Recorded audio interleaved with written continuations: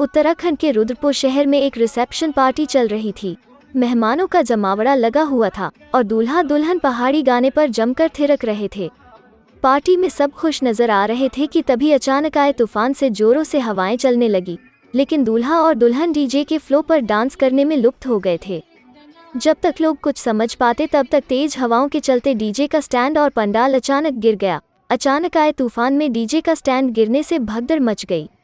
वहीं स्टैंड की चपेट में आने से 5 लोग घायल हो गए। घायलों में 2 महिलाएं और 3 पुरुष थे।